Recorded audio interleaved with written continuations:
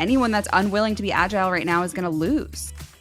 I'm Margaret Kelsey. I am Devin Bramhall. And this is Don't Say Content, created and produced in partnership with Share Your Genius. Huge shout out to our producers at Share Your Genius. Thank you so much. Thank you for believing in us early on, supporting and making this podcast come to life. And if you, dear listeners, are thinking about bringing an idea or your brand to life and scaling it, I'd recommend having a quick little convo with our favorite people at Share Your Genius.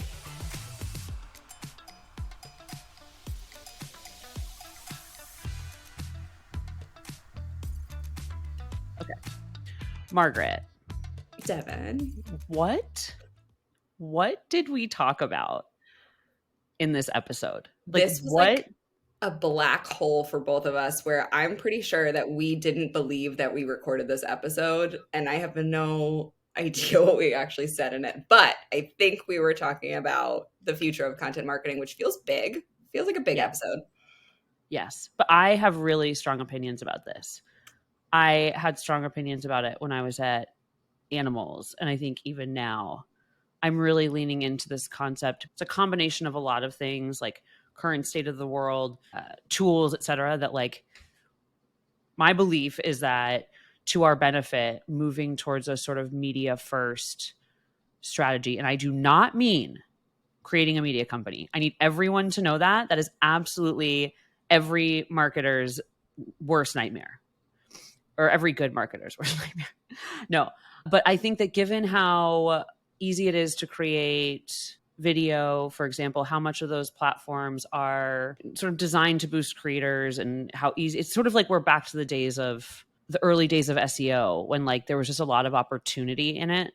I think that's the case for media now. And with all these like AI and transcription tools, it makes it a lot easier to like go media first, trade on this whole, we've talked about this before, like personal brand, influencers at companies, really helping relate to the audiences, their customers, and then translating that into written content that is then optimized for whatever you're doing to grow with written content. That is like where my head is at right now. I think it's efficient. I think it's smart. I think it's using your people to grow the company, which technology is sort of making more a necessity because there are a huge group of people who don't want to talk to chatbots, et cetera. It sounds like everything is changing. Everything has been changing. Everything will continue to change. And what content strategy has been over the last decade is not what we should be focusing on in the future, and that there is a different strategy that we can start to utilize. All right, let's explore it.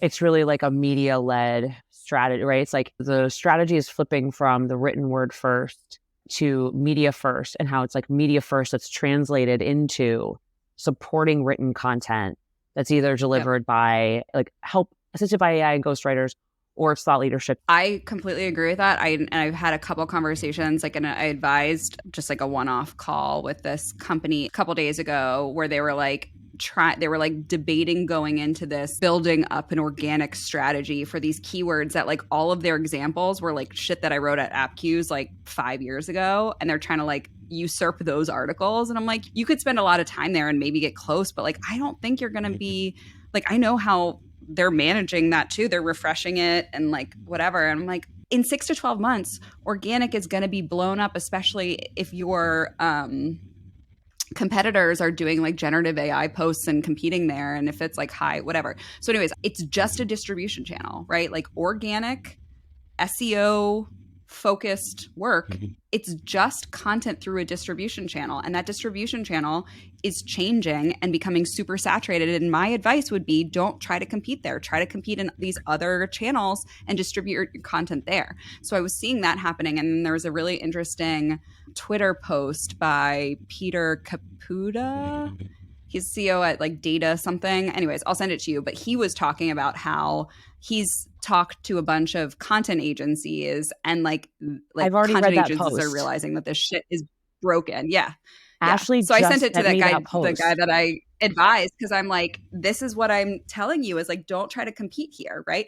And I think it perfectly aligns up to what we said before about if this is happening, what remains as a defensible content strategy is insights attached to lived experiences, personal brands saying, I have this opinion, I have this thing. You can trust me because I'm a human and I am like assigning myself to this insight. So it's like the human attachment to lived insights, which I think is personal brand, will become more important than ever. And proprietary data and insights, like those data reports and things like that can still be proprietary, but you would then distribute it through lots of different types of distribution channel. So then when we think about like the media aspect of this, like absolutely we should be thinking about like rich media and how to distribute it through these different channels rather than this like inbound model that was so focused on SEO and organic. Yeah. It's funny because the specific piece you just said about the lived experiences and attributing those thoughts and insights to an individual is just what Ashley and I ratted about on LinkedIn Live. Because she came at it from a completely different angle. But I love when that kind of alignment happens where we're all thinking kind of the similar thing. Ours was a piece of what you were just saying. So that was just one piece. But she was saying the same thing. She's talking about ghostwriting and the challenges and problems with the old days of when posts were sometimes written by the brand. Yeah. And how that doesn't work, so. Definitely doesn't work anymore. But like, I don't even think, I think blogs are kind of dead, right? Like, does it need to be written content in an article form and the main distribution channel is search? I don't think so. No one cares about your website. No one cares about your blog. There's a lot of marketers, including you, like 6 months ago, that would have been unwilling to say that publicly because their whole career and company is built around that still working. You know what I mean? I did actually 6 months ago is right after I left. And that's exactly what I said. Well, it was 7 months ago. 7 months ago. 8 months ago. It's funny when you said that because I'm like, oh my God, you hit the nail on the head. Like I quite literally left. And that's the first thing I said. I was like, websites don't matter and blogs are dead. But this is the other interesting nuance to this is that that whole fight about owned audience and moving off the reliance of platforms to your website is now migrating back to, because even with us and Don't Say Content, the experiments that we've been running, what I've been talking to folks about is just the challenge of, are we trying to drive people from these channels to our podcast, or are we trying to grow these channels as their own unique business tool to help us grow Don't Say Content as, more than just a podcast? Yeah. So, and I think it's almost a fool's errand to try to make people do something else than what they're doing, especially if the algorithm is prioritizing keeping them in the app. Then just embrace it and say that's a channel and that's its own thing. And there's not there can always be a CTA to go listen to the podcast, but you can't expect people to do that because the algorithms are prioritizing people to stay in these platforms too. So why fight it? Just grow your thing there and grow it in a bunch of places that if somebody turns off TikTok, then we still have YouTube and whatever. But like, I think it's like about, you're shaking your head no. It gives platforms too much control. And, it isn't an all or nothing. So we can't just say, I agree with you. Right now, we should just be experimenting with the platforms and their own tools and restraints. Absolutely. But it is a fool's errand because from my standpoint, if I'm running a business and I'm completely reliant on a platform, and let's use TikTok as an example, that is going through a lot of regulation stuff. And it actually is a difficult sell to, if I'm basing a significant part of my growth strategy or even any part of it, and I have to represent that to my investors, to my board, to anyone in a business strategy, I do have to explain why I think it's okay to take that risk and what I'm going to do if I grow to 1 million followers and it gets shut off, Elon Musk takes it over and it turns insane. It's a legitimate challenge if you're going to do it. But I agree with you that you should do it. You should invest in those platforms and try to grow them on their own terms now anyway, because I think the short-term benefit you get from that, if you do it efficiently and is probably more than if you don't, but I also don't know. This goes back to the difference between brand and conversion is I think if we're building brand through these channels, right? And we're not necessarily as worried because of our business models about conversion. And we're just thinking about like brand and affinity, let's say, then that's an okay thing to do on these channels to build them themselves. Because let's say TikTok gets banned or whatever, we then, as those folks' attention moves from TikTok to another platform that we're on, it's easier to capture that audience because they have already seen us, know us, whatever, and maybe even have already subscribed across different channels to us. And I think You're that like assuming they the go to another brand channel. then, You're assuming they go to another they're not channel that going to we're not. on. Well, hold on, but that is untrue. So you're assuming they go to another channel that we're on. That also assumes that there's a limited number of channels. We're talking about with Web3 and decentralization is already happening in that there are multiple other platforms. Blue Sky just came out, you know, there's different, and even within platforms, there's different communities and groups like Discords and all that. And so it actually, in this world of decentralization, it wouldn't be as easier to recapture that audience because we don't know where they would go. And if they scatter to the wind, now we're looking at having to invest in multiple platforms to try to recapture that same audience. We were able to do it with one before. And not all those platforms are easy to use. Well, I think we should always do it in multiple. Like, I don't think we should put our eggs in one basket. But you remember that from the early days, Margaret. Like, do you really believe that? Because back in the day, when we would write a blog post, there was like, how do we transition to a Quora thing? How do we comment on other things with our article? Posting it on Growth Hackers, posting it on, you know, and how much return that like that. It took a lot of work to distribute one blog post. I don't necessarily agree with that. I think that the spray and pray days are over, hopefully, and it's better to have a smaller group of platforms that you invest in more deeply than going. I mean, that's our strategy, you and me. Like, we're not going on But what Twitter, I'm saying too is like the distribution, the purpose of distribution is different. It used to be we would distribute the link to the blog post in all of those places to try to drive traffic back to the website. What we're saying now is we're distributing the content natively in the channel without as much concern about what we're trying to get them to then go to, right? It could be that it's our business model to do that, but it could just be that like that is now the case. It's saturation is more important because then conversion will happen easily based on somebody's own insights and triggers and whatnot. But it used to be that we would drop the blog post in because we were trying to drive people to the blog post so we could drive them to the website, so we can drive them to the, you know, CTA, to the thing, to the whatever. And now it's like it's more about spreading ideas. I don't know. You're talking about spreading ideas, right? When you said content earlier, you said native content. What you really were saying is we're sharing. Just kidding. We're sharing our Don't idea. Say content. Say it. Don't say it. We're sharing our idea in multiple places and multiple different ways.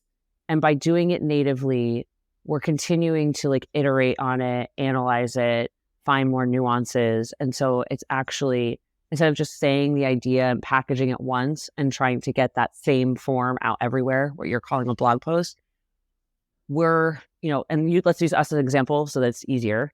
We're saying, okay, we have an idea about something. We talk about it on the blog post. Right now, in the early days, it's been take clips from that, post it on these other platforms so other people can hear it. Because we think, you know, we know that we're talking to people who already know us on LinkedIn, but we want to see if our messages are interesting, applicable to folks who we don't already know. And so we're choosing to put pieces of it on these other platforms. We're using pieces because we know that those, specifically YouTube, we've looked at the analytics. Most of the people who actually end up seeing it are people who are seeing short form.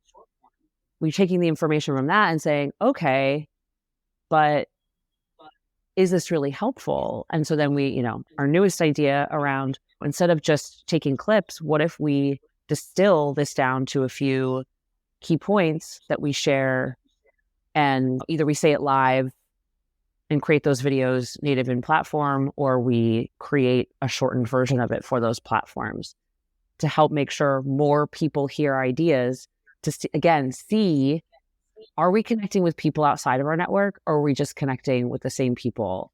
And does that mean that we're missing something? Therefore, do we need to talk to more people, do more research to find out what we're missing? Yeah. That's the nail on the head.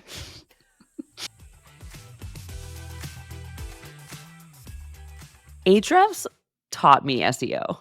It was our infrastructure at Animals. Yeah. Like that was part of our like tech stack. And everybody at the company used it. And I just remember growing up at startups and nobody was ever there to teach you your job. And you had to learn a lot along the way. Help Scout was where I really had to get my shit together with SEO strategy. And I was like, what do I do? And one of our growth marketers walked me through Ahrefs. The UI looks like it's a lot, but then you go and start using it and it's like all logic. It's all logic. Like it's all marketing logic, the way it works. And so you're kind of like, oh, you're just like giving me all the answers. And it's also the reason that I feel like it feels like that is because it is so powerful. Like you literally have access to information that I had no idea that I could actually access. Competitors' keywords, how they're ranking, like absolutely powerful stuff in order to understand how your content and brand programs are. So Ahrefs, thank you so much for not only a fantastic product, but also sponsoring season 2. Yes. And also helping me achieve my first big objective at Help Scout. It was pretty important and aggressive, and it kept me in my job a little bit longer. So thank you for Devin's salary back then. Ahrefs. Don't say Ahrefs. Say don't say Ahrefs. Don't which say I've heard. Ahrefs. Say Ahrefs. Ahrefs. Ahrefs. The question after that is like, there is a spot for conversion, right? There is a spot to like get them to actually do the thing that we want them to do. Let's pretend now that we had a product that we were actually trying to sell on the back of this thought leadership thing. Like there is a piece for that. I also think that by its very nature, now these platforms are making it easier to convert immediately to do the thing that you want them to do. Like you think about now, like I've now opened up so many stores in Instagram when I get like an ad, and it's like you can like click on the ad to see more, and it's you don't even go to the like the website opened up in Instagram. It's like literally like an Instagram store with the products in it, and you can buy it right from there. Yes. I've bought many things from there. Yeah. These platforms themselves are compressing what used to be, I need to drive somebody to a blog post so then I can drive them to the website, then I can drive them through my conversion flow on my website, to now converting in the platform itself. You're talking about two different things. Now I'm talking B2C. Right, which doesn't have necessarily the same journey. If you're a B2C company, you weren't really necessarily writing a long form blog post to put people to your website. Like you were selling. Some people did. Sure, but like that wasn't really it, right? And so I think that the big question is, how does B2B utilize this? These sort of short form reels, TikTok, YouTube shorts, etc. And even you and I have experienced our own challenges. Like we're getting interesting information from those platforms as we explore them, because it's just a curiosity thing for us. And so, you know, for example, from Substack, the most amount of non-direct or like sort of personally referred traffic from us, or subscriptions rather, have come from other people recommending us. So like Neil O'Grady, Maria, thank you so much. So we've gotten a couple subscriptions from both of them. But when you go to YouTube, where you see the most activity, that's where we're getting the most likes and views and bookmarks and comments, even though, again, these numbers are small. So just bear with me on that. Stop saying that. They're huge. She is gorgeous. She is perfect. Well, we've been doing this for a few days. So let me also qualify that. This is not bad. This is like probably just 7 days today. But those aren't going anywhere. Like if you look through the data on YouTube, for example, for the shorts specifically, let's take those. If something gets 150 views, the 30% are actually viewing it versus, it's like 150, they see it. 30% are viewing it. New YouTube metric here, folks. Hey guys. They see it. 70% aren't. Like they scroll past. And then of the people who view, the number of people who return to watch another one of ours is like nothing. And so then you look at, right? And those are the things you have to start to pay attention to, because if we're going to conversions, people basically are discovering us through the algorithm. So it's basically a search thing. And what we're seeing is a bounce rate. And we haven't learned how to engage these people. And that's going to take time and effort because we haven't figured out what our own formula is, how we use it. We're just putting things out there and testing. So we have to go through that whole exercise before we can even think about, if we had a product, how we would convert them, unless we were using the sponsorship options, which goes back to, okay, if you're B2B and you're trying to gain credibility and increase conversions, one approach is, hey, we're going to create some thoughtful series native to, let's say, YouTube. We're also going to put a paid campaign on YouTube. And if you're saturating through organic videos that are meant to engage the community and delight, maybe they're a little bit more playful and they're targeting same audiences, one's organically intended to reach the same people, one's paid. That to me could be interesting because you've got the one that's really meant to drive action. The other one is meant to drive brand affinity.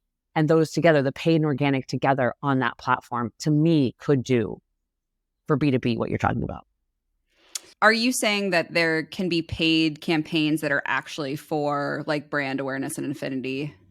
And you could also do conversion campaigns there too, right? It's like if you are already, if your organic campaign is geared towards affinity, and you can also put money behind that to increase your reach. So you're like, you could create a really big holistic campaign using that platform to increase sort of the amount of people who is reached, get that affinity through some of the organic content, and then work through the people that then are starting to engage over and over again, who are starting to like clearly like you in return. Then you use that additional paid campaign to try and convert those to some other action that brings them closer to your company.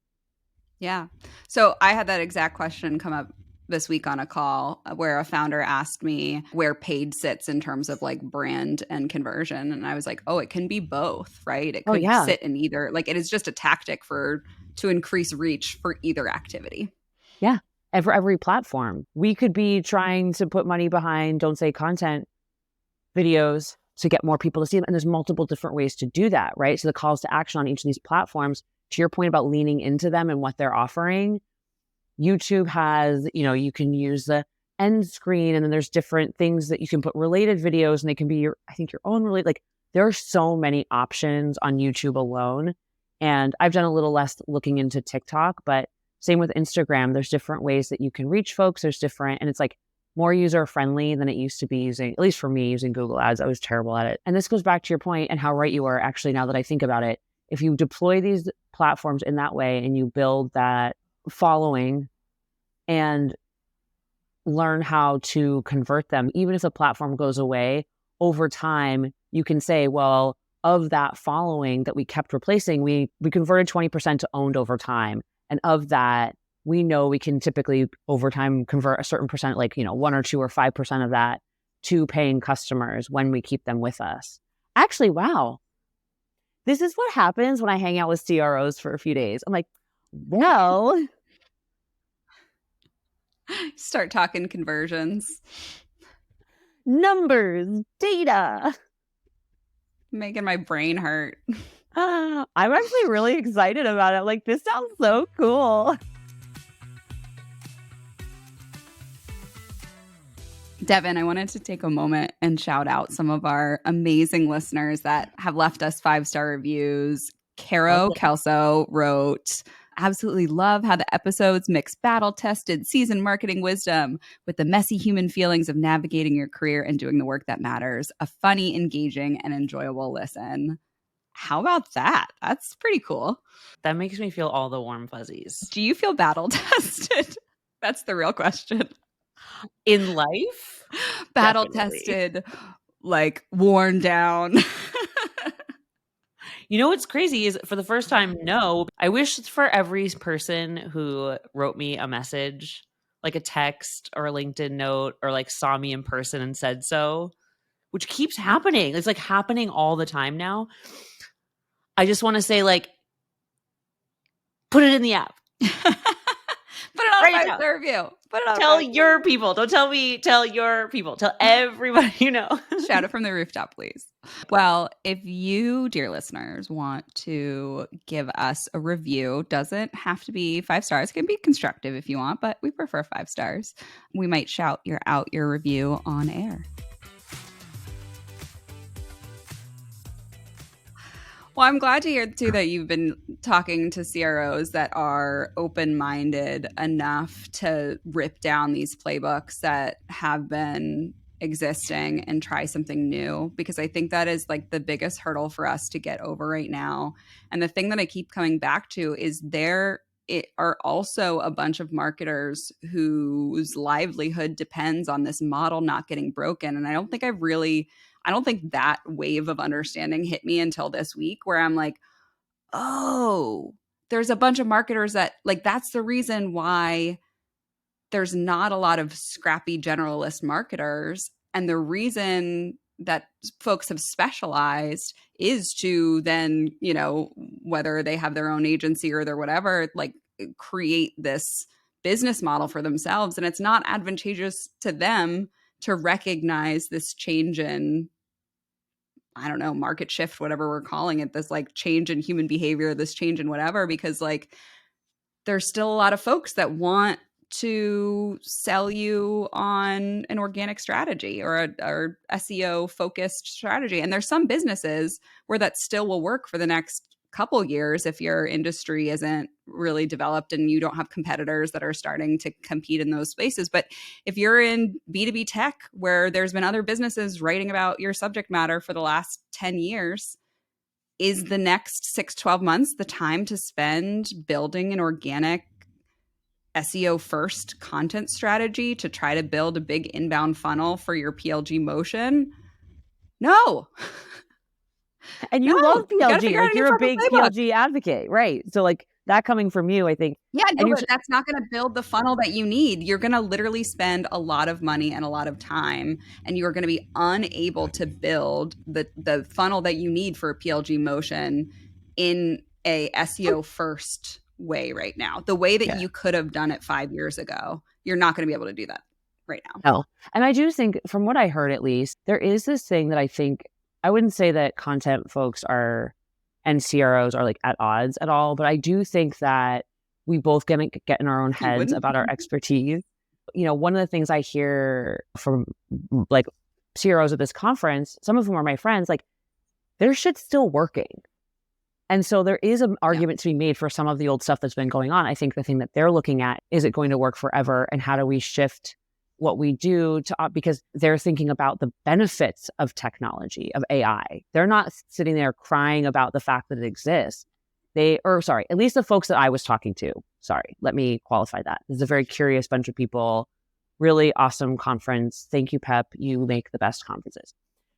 But they're talking about building things. They're talking about evolving and adapting and trying to find new solutions, which I think is where everybody should be at versus, like how do we continue to make SEO work? Because so the way the conference is structured, it's similar to the way Boston Content used to do it. So we used to have, for our events, we would have 4 or 5 tables, and each table was a subtopic of the night to really drive or to facilitate deep conversations about specific challenges so that people could, and there'd be conversations around the table led by someone who is sort of a moderator, knows a lot about that area. And that's exactly what this event, the main part of this event was like. And somebody asked me, or asked the group, when you're a newcomer in a competitive space, how do you differentiate your marketing strategy? Which I can't believe that question is still being asked. Because to me, not that it was a dumb question, it was a smart question. But I just can't believe that, one, why does your company exist then? If you're coming in hot to a space that's really saturated, even from a marketing standpoint, like, did your founder think about that? And I think it's truly that there should be an inherent differentiator, which you can capitalize on to find different communities in the channels where they are. And I assume you already understand a lot of what their challenges are. Otherwise, you wouldn't have come up with this product in the first place. And so your point of differentiation is leaning into the things that haven't been talked about yet, leaning into the questions that haven't been answered, which is exactly what you're talking about. It's like, we're not just going to go to try to rank for the same keywords that our competitors are. We're going to go and serve the people who have not been served by the existing product and their content that's currently ranking above everybody else, and will be hard to usurp. Yeah. And I think too, I mean, that goes back to when we've talked too about the culture, brand, content, community flywheel that then brings insights back into your organization. When you're so in touch with creating content with and for your community, that content, you can create it at the forefront of what's happening in the industry, right? Like, what is changing? What are you seeing? What is like the biggest challenge? What did you just learn about that you wish you had heard about? And creating content in that space around where the industry is going can oftentimes be so much richer than looking at keyword analysis and figuring out what things have been ranking and trying to compete against those keywords, right? Like, go out into your community and figure out what words they're using, what words they just learned, what, topics that they're only talking about now. And then that can be a really strong organic strategy for the near term, because also if it's stuff that people are just starting to talk about and words that they're just starting to use, the generative AI won't be trained on that knowledge. So it's also future-proofed to be able to create content on that cusp of like, what is changing right now? What are you seeing right now? What are looking forward into the future? What should we expect? And how that, oh gosh, I mean, this is a whole other topic about how, as much as I'm very excited about generative AI, just seeing how questions are answered.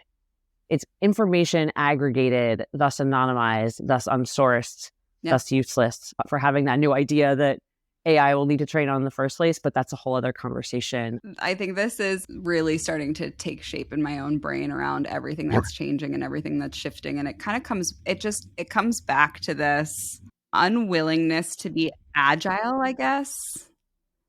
Like, who's unwilling? I mean, anyone that's unwilling to be agile right now is going to lose, whether it's a company, a founder, a head of marketing, a CRO. Like, it comes back to like, agility is the core trait that I think people should be looking for, hiring for. An unwillingness to accept the status quo and a curiosity to sniff out the status quo is probably the best future-proofed skill set that somebody can have. Like, future-proofing your idea. Like, are you solving a now problem, or are you solving a future problem? Or does your solution of the now problem have a built-in future solution potential that you can lean into? Because I think that's the whole challenge of the rapid pace of technology. And it used to be that, and maybe this is just in certain spaces, because I don't know what's evolving in different areas of tech or science. So, but at least in our industry, with the pace of change only increasing, you have less time to sort of come up with idea, take up space with your product in that space before you get competitors, because it's increasingly easy. Even with AI's ability to generate code, the now problem is almost a marketing strategy for your future business idea. And then the future is what you're really trying to build. And then look, I'm going a little bit sideways here, but back to us, because I think that our story is representative of a strategy that works, which is we went into a deeply saturated market where there are hundreds of people talking about content marketing on podcasts, and there are many women doing it. And there are people who have even sort of more backgrounds that even bigger than ours. They could probably list off a ton of brands, right? More than even us. And probably the same or more success. And so we said, okay, it's not enough that we have something to say in the space. We need to add something. We need to add something that new, and we need to add something that new that people actually, that the folks that we want to talk to ourselves actually care and will benefit. Literally only us. Yeah. But yeah, and then we found this sliver. And the impact was immediate and surprised even us. Yeah. We were like, oh, you do want to listen to our podcast? I know. We were like, well, if it ends up being that podcast that guy makes that he doesn't share with anyone. What was that thing? That story? I was like, I well, can't. that's a funny outcome too. This is okay. Robert Morton makes a podcast called A Podcast with Zero Listeners. And I love it. I've only heard him tell me about it. Right now, it's still a legend. I asked him to someday send me an episode. It's a podcast that he does with his family. And I heard that he retold some excerpts, and it sounds like my favorite podcast of all time. And I haven't listened to it yet. It's so fun. It's so fun. A family podcast would be a fun idea.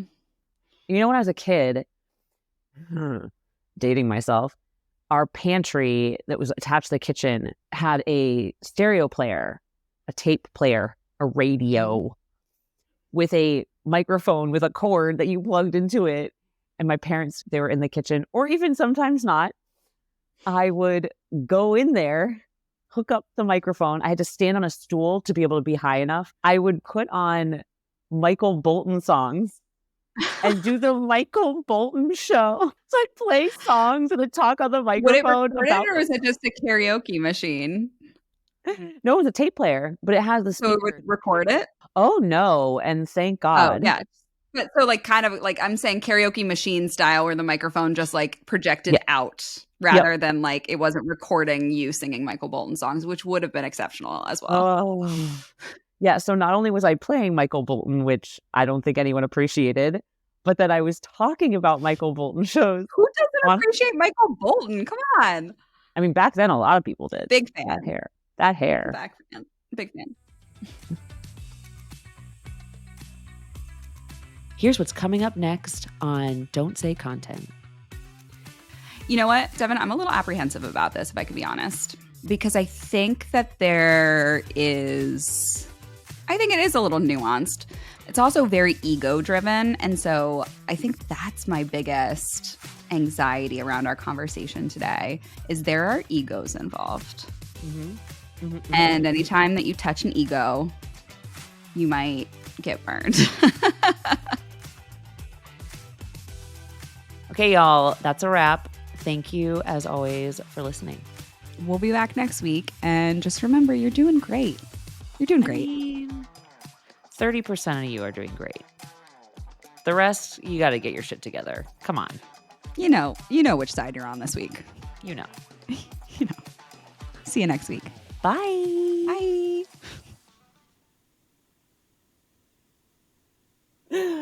You're like, Devin, say less words.